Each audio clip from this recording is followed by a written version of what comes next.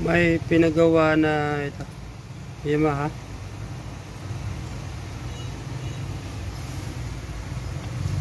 Actually back job ko ito guys.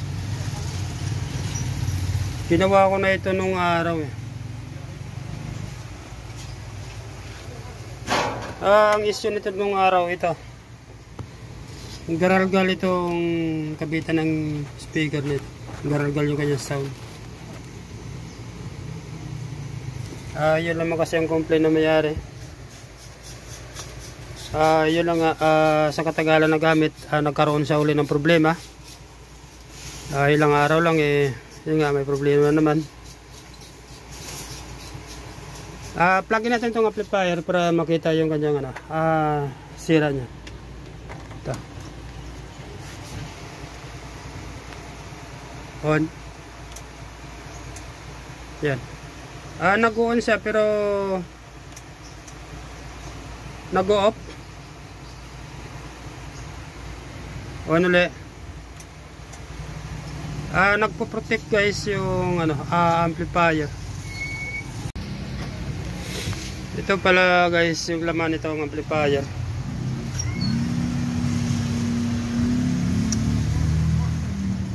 Laki na kanyang transformer. Ito guys, center surround.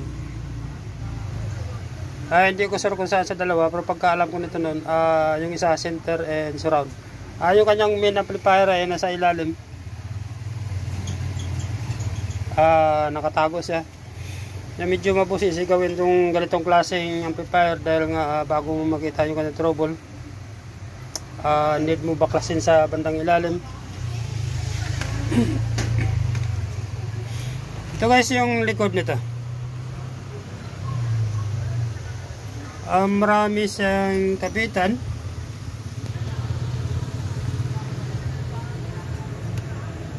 Yan.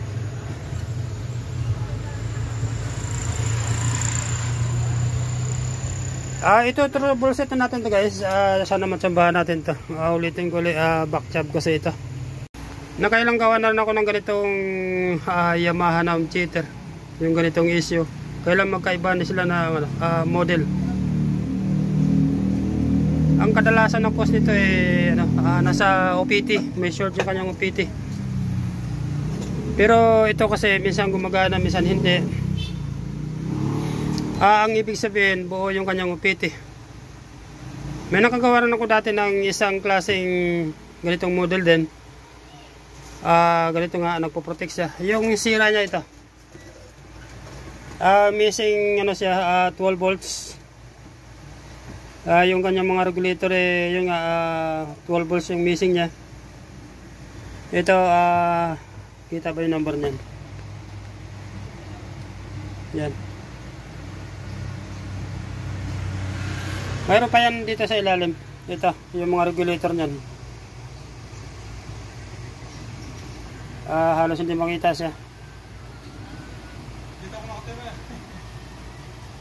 Yan may nakasulat.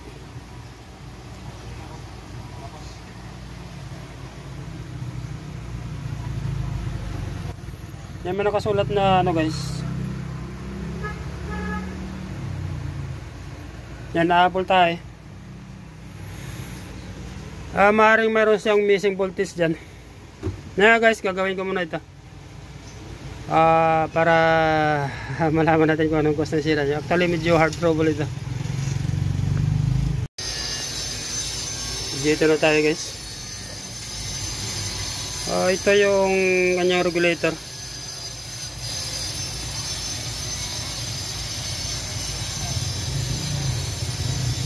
Yung anong tinignan ko kasi yung voltage niya, may sulat kasi sa board. Ito. Walang lumalabas dito na voltage dito sa positive 5D. Ito. Try muna natin ito palitan guys. Baka ito lang ang cause niya.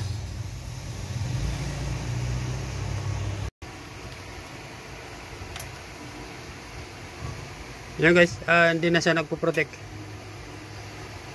Lagyan natin ng volume.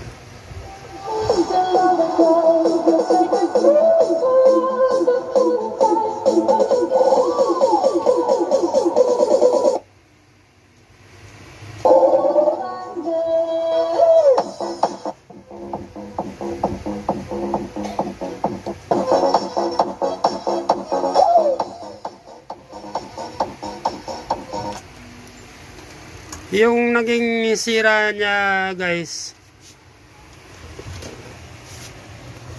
itong 78 M05 yan. Kung napansin nyo, 7805 yung pinalit natin yung nga yung may bakal. Ito kasi yung dati niya, kaparehas niyan, silicone siya. 78 M05 kaya pinalit natin ito yung bakal na klase ng 7805. Ibang klase kasi siya dahil merong nakakonect sa kanyang center tap na center diode, nakakonect sa ground. Ulitin ko ulit, yung issue niya kaya nagsa-shutdown siya dahil missing dito guys, kita ba? 5 volts D. Hindi ko sure kung kita pag zoom. Yan.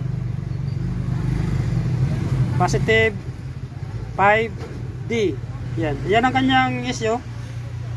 Kaya nagpo-protect siya dahil yung ulitin ko ulit, missing 5 volts D.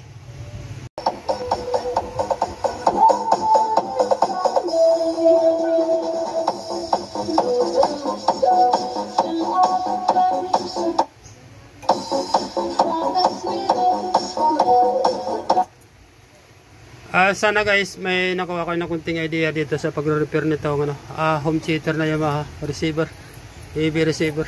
Actually napakahirap gawin itong klaseng na amplifier.